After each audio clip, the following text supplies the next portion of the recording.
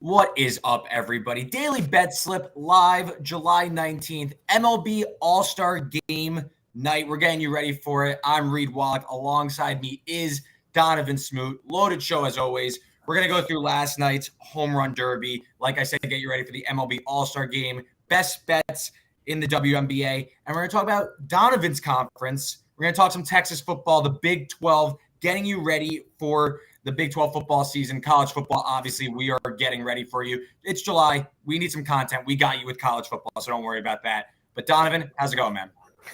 Man, it's going good. It's going good. We're talking before. I'm getting ready for the Love Island USA premiere tonight. So everything is good. We got that. We got the All-Star Game. It's a packed show.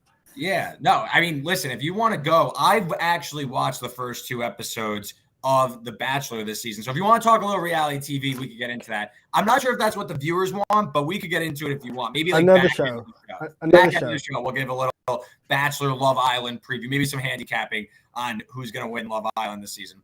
But let's talk last night while The Bachelor was on. So was the Home Run Derby. Yeah. And I will say the Home Run Derby, I feel like it, especially nowadays, is starting to live up to the hype. I kind of don't like the rules as much. I don't like the time. I'm more of an outs guy.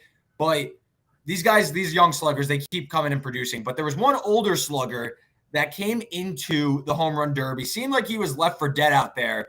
And he pulled a massive upset without some controversy. Of course, I'm talking about Albert Pujols upsets Kyle Schwarber in the first round of the Home Run Derby last night. Schwarber was around minus 400, I saw, maybe even north of that, some other books, but massive favorite. But not without controversy. Pujols had what seemed like an extra home run after the buzzer count. Schwarber, it seemed like, had one not count for him on the broadcast. I'm not really sure. I mean, listen, it's an entertainment exhibition, right? So, like, the rules don't feel as strict, unfortunately, for sports bettors, and I won't go on a whole rant on it. But, Donovan, what are your thoughts on Schwarber? I personally think Schwarber may have taken a dive. I don't think it was rigged. I think Schwarber, if it was rigged, I think it was from Schwarber's side. I think Schwarber knew exactly what he was doing. And it just seemed like, you know, they wanted to make this a Pujols-centric event, and he ended up winning. I don't know if they planned on letting him win, but what are your thoughts on it? It's a very WWE-esque night from the Home Run Derby. And I don't know, but I think if it felt rigged. Like you have this old man coming out here just beating everybody, and like he took the break, he comes back, you know, maybe gets a different bat, and just saw that he traded bats. I thought the bat he hit like 3 homers right away. I'm like, oh, this is corked. They gave him a corked bat, 100%. Exactly. So you have that whole fiasco on top of, you know, the counting situation, which, as you said, if you had Schwarber winning the Home Run Derby, it's a terrible beat. And just to have something that you could point to and be like, oh, like maybe I got cheated there, maybe, you know, this happened. But it's, in the grand scheme of things, it's a Home Run Derby. Nobody's gonna care about it in 2 weeks. So it is what it is. But it was a fun event. I'm also on the opposite side of you. I like the time trial rather than the outs. Okay. Because like, and you see it kind of with dunk contests, but when you have to just like continuously do something and try to swing for the fences, you have to start managing yourself and try to see, okay, I can't, you know, swing 100% at every single pitch. And let me see, you know, it kind of seems a little bit more skill because now you're throwing in your endurance into it. So I like the time. Yeah, I think there's a medium somewhere. I don't think it has to be like 10 outs or something. I don't know if I like the bonus structure, and then like 3 minutes might feel a little too long. I feel like there's another step they need to kind of go back to their old ways. But I will agree with you. It did feel like they were trying to get Pujols at least in the mix because obviously he was so outmanned. I just think I wouldn't say they miscounted to let Pujols win or something like that. I think if anyone was rigging it, it was Schwarber, who seemed to maybe couple pitches outside from the pitcher. It didn't seem like he was all the way in it. And maybe he thought, all right, I'm going to try and conserve my energy, and I'm going to take this easy. I'm just going to try and get over 13 homers. But next thing you know, it was like a minute in, and a lot of guys started slow also outside of like Julio Rodriguez for the most part. The numbers weren't that insane round over round. So maybe Schwarber paced himself a little too much and fell behind the pace. And next thing you know, he got knocked out by Albert Pujols. But I personally believe that Schwarber may have taken a little bit off intentionally to maybe make it more exciting and ultimately lost, because it is an exhibition. It doesn't really matter.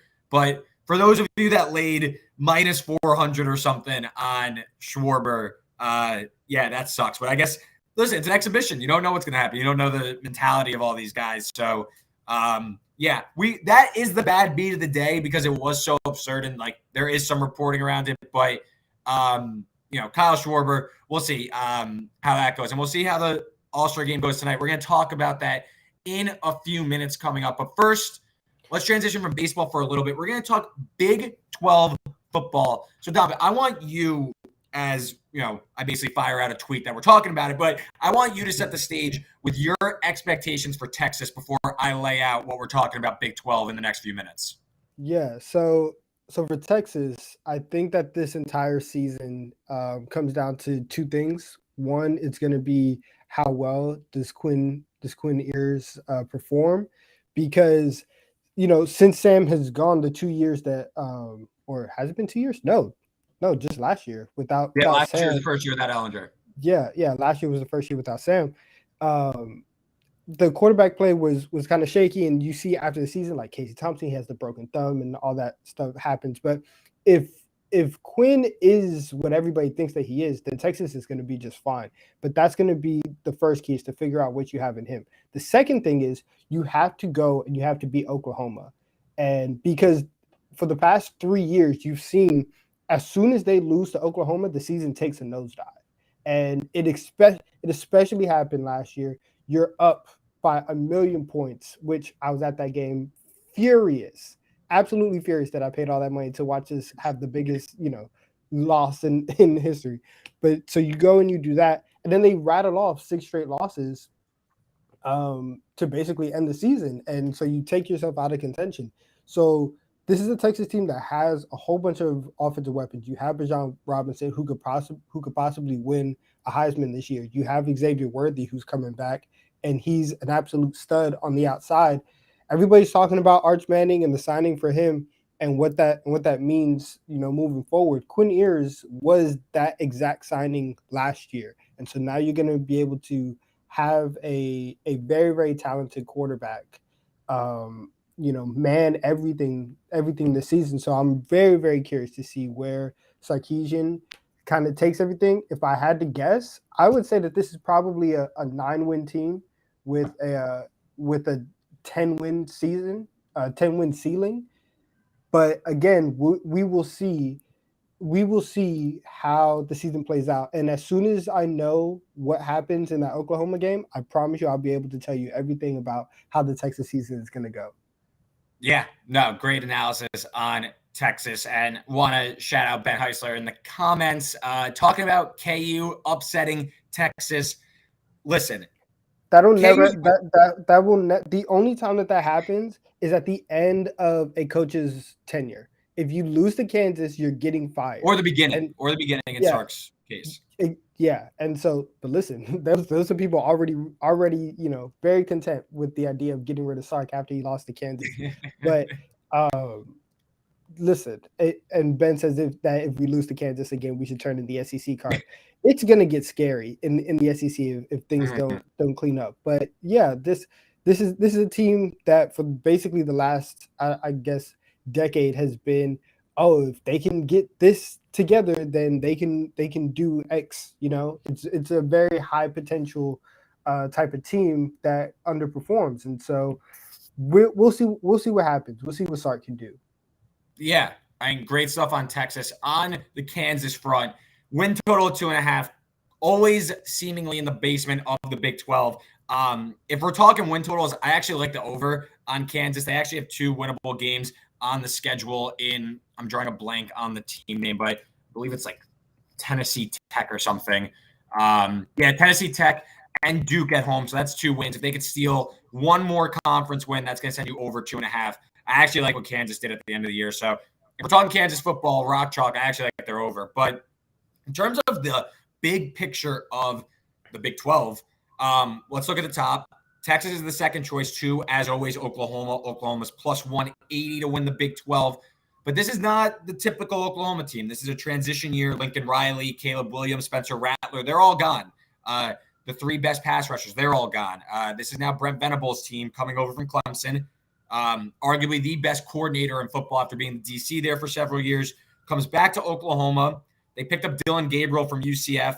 They brought in Jeff Levy, who was Gabriel's OC at UCF. He was just with Lane Kiffin and Ole Miss. So this Oklahoma team, a lot of questions. I think they're rightfully the favorite, but to me, this is a vulnerable favorite. We just talked about Texas. They have a ceiling of a 9-win team. Talent, no question. But, like, you're betting them let me pull up the odds now while I'm talking about it. But you're betting them at plus 280 before the season. I think there's a better time to get in on both Oklahoma and Texas. To me, I think that there's a lot of variance potential in this conference. I'm looking at TCU and Kansas State as 2 teams that could easily find themselves in the Big 12 title game. I'll hit quickly on both. Kansas State, they brought in Adrian Martinez from Nebraska. Nebraska seems like they couldn't stay out of their own way. Martinez, 4-year career at Nebraska, played at different points of his career. 4-17 in one-score games in Lincoln. I mean, it's just, guy can't stay out of his own way.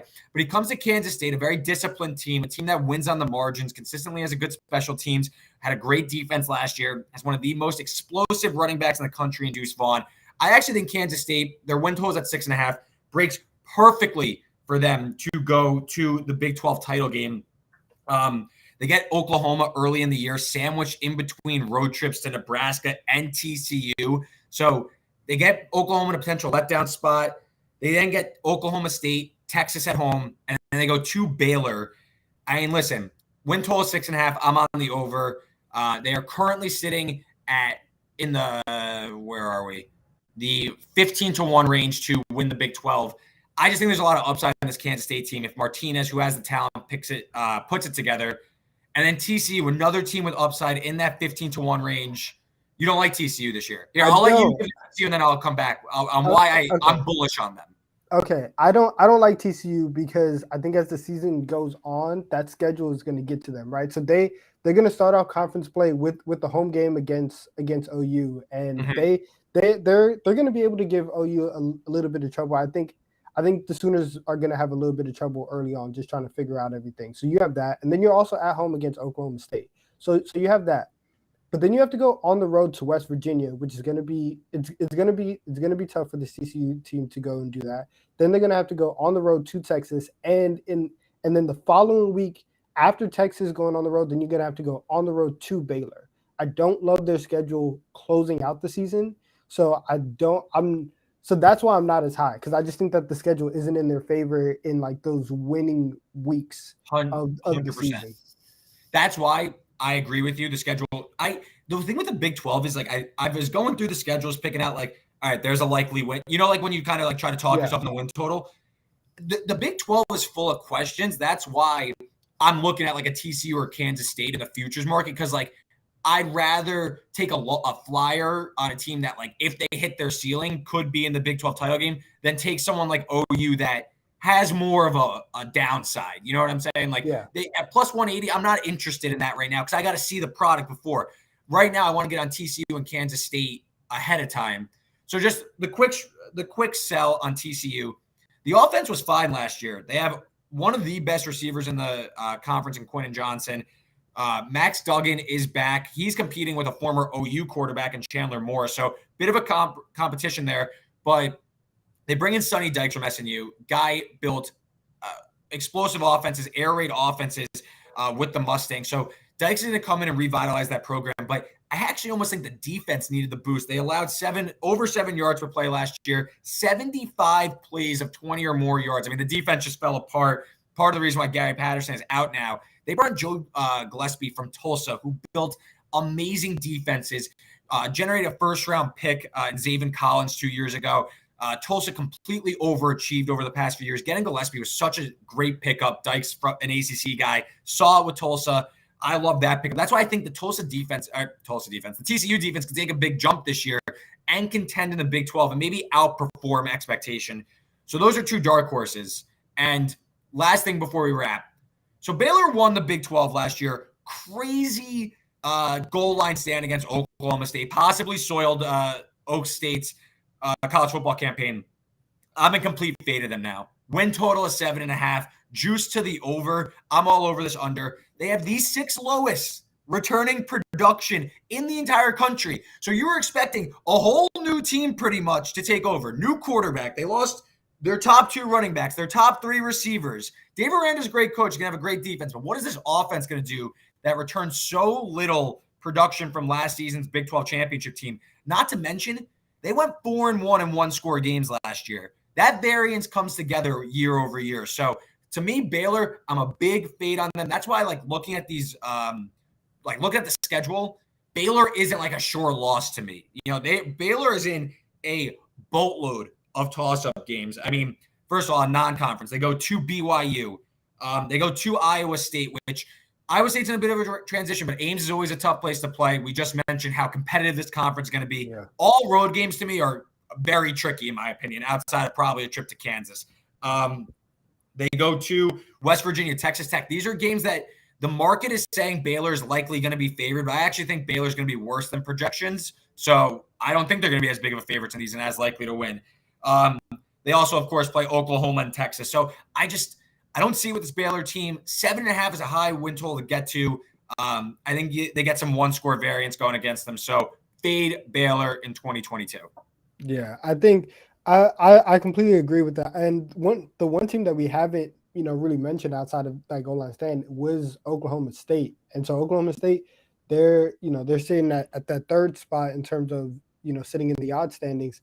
This is a team that, listen, they were top. Wait, let me pull up their stats right now.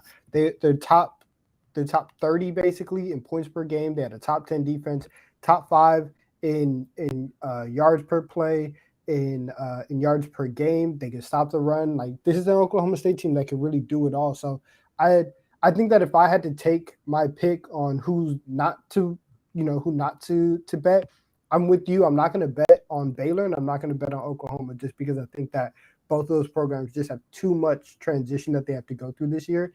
So I would be looking at Texas. I would be looking at Oklahoma State.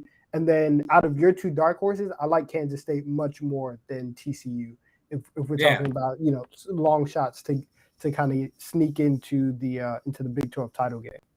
Yeah. And if you want more of this stuff, my win totals, my conference previews, plenty of stuff over on BetSided. I make the case for Kansas State and Baylor much further. I mentioned TCU as a potential dark horse. Again, kind of my thesis of this conference is there's a lot of questions. So when there's uncertainty, I like to, maybe go longer shot, look down the board and listen. Are Oklahoma and Texas the 2 most talented teams in the conference? Absolutely. No questions about it. But there's a very crowded middle there where a few breaks one way, all of a sudden you have your Baylor from last year that people are kind of shocked that they're in the Big 12 title game. So I think Kansas State and TCU are perfect potential teams to do that. So great stuff on the Big 12, more college football preview stuff coming your way in the coming weeks.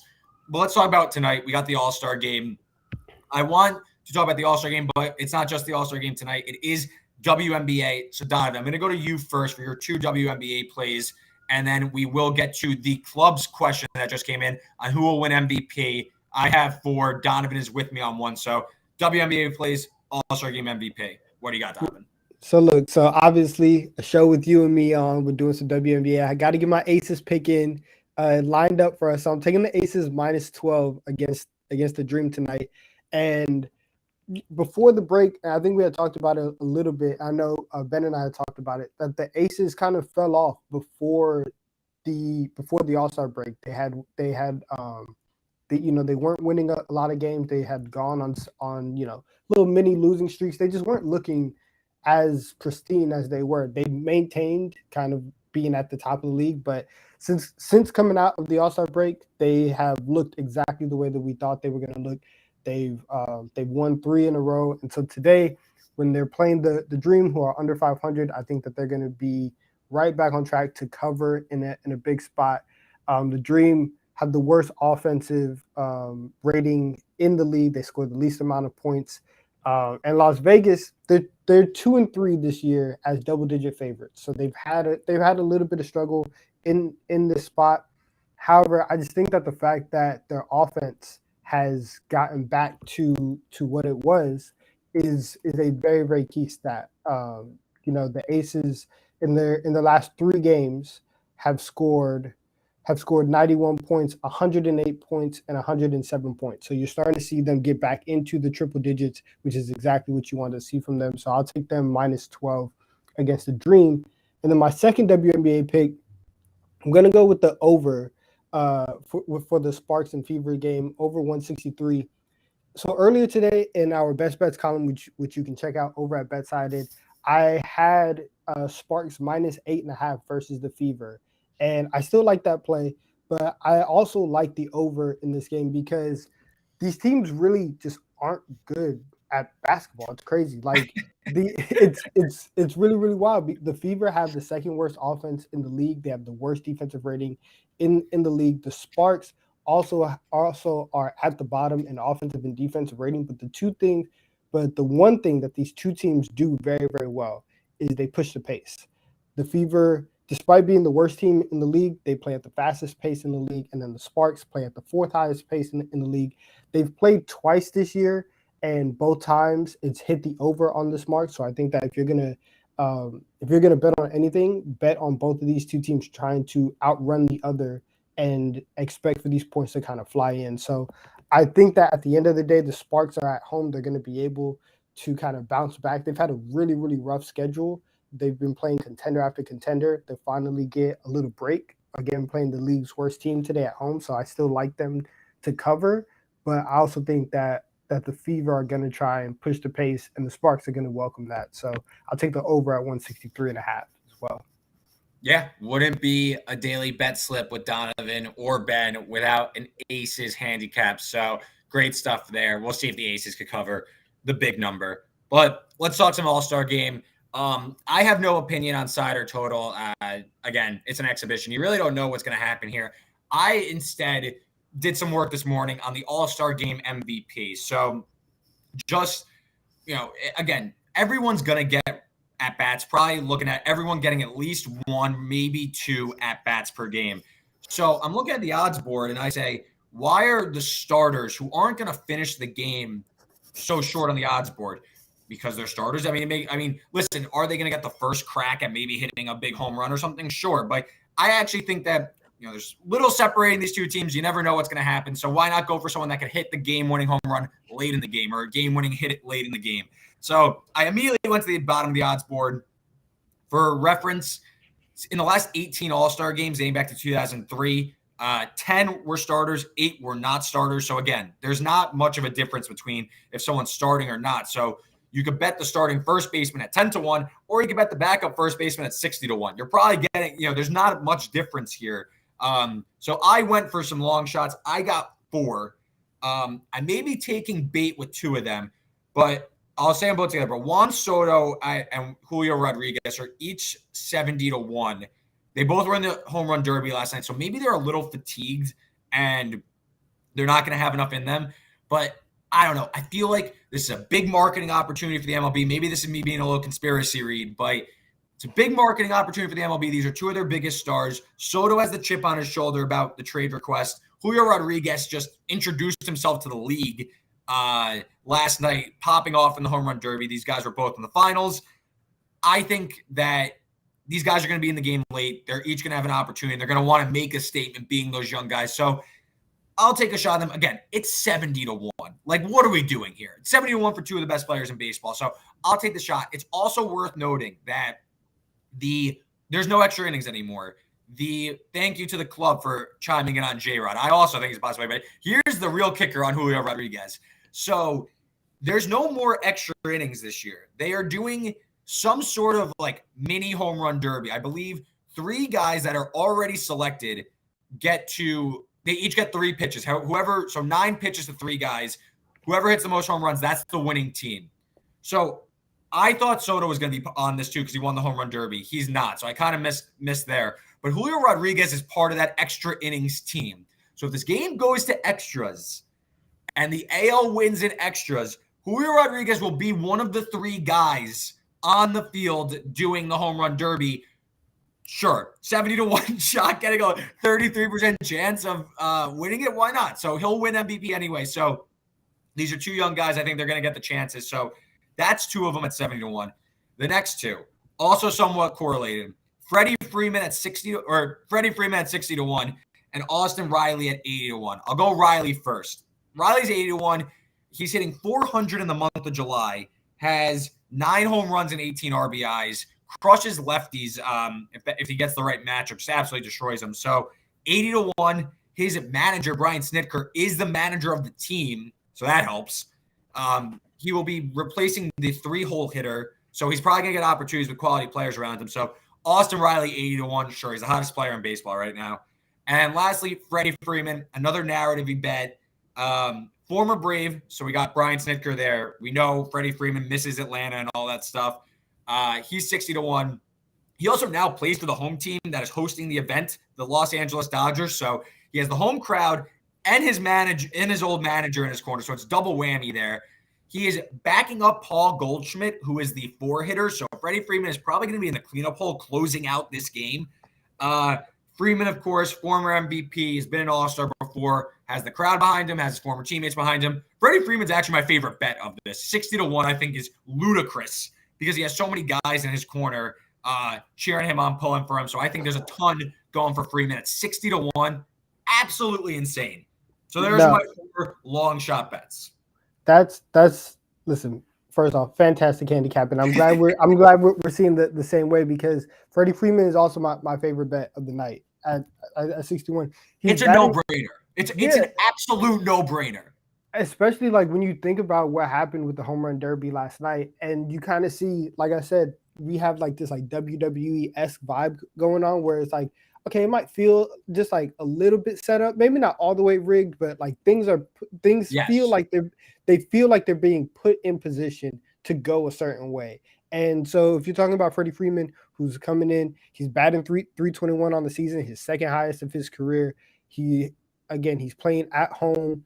He's at that whole mix-up thing that happened with Atlanta. He may want to, prove some stuff and be like, listen, like you guys kind of messed up or my agent messed up, but I still want to be there. So maybe like down the line, we can still get back together. That whole thing is still there. He's leading the majors in hits right now at 114. Yeah. So Freddie Freeman is not like, it's not like he's just here because he's a hometown guy. He can actually play. So I think at 60-1, that's a great bet for All-Star Game MVP tonight. Yeah, I mean, look, again, you could take Paul Goldschmidt at, I believe he's 14-1. You could do that. Or you could just take Freddie Freeman, who's going to get the same amount of reps, probably be in the more crucial point of the game at 60-1. I mean, it's just a no-brainer. There's too many things. And like, great point. It's a narratively based bet, sure, but like, it's not like Freddie Freeman's Albert Pujols, who's like washed up and can't play. Like Freddie Freeman is like one of the best players in baseball. He's 60-1 to win All-Star Game MVP. He's gonna have the home crowd there. He's gonna have his old manager in his corner that we know they had like a big relationship. Just won the World Series there last year. I mean, Freddie Freeman. Whew, I can't wait till this comes in. I'm so certain Freddie Freeman is gonna hit. I'm like absolutely certain. But let's bring up the recap graphic in case you missed some of the other best bets we had for tonight. Donovan, he is on the Aces minus 12 against the Dream, the over 163.5 in the Sparks Fever game. And then he is with me on Freddie Freeman, 60-1 to an All-Star Game MVP. I just have a bunch of sprinkles on All-Star Game MVP. Juan Soto and Julio Rodriguez at 71, and then Austin Riley, 80-1. All-Star Game MVPs for me. And I know we didn't do much on the game itself. Donovan, do you have any sort of opinion, any sort of insight? I know the American League wins. Typically, they have a crazy record over the last 20 years, but I don't have much interest. I think it's a total toss-up. And, I mean, the odds indicate it.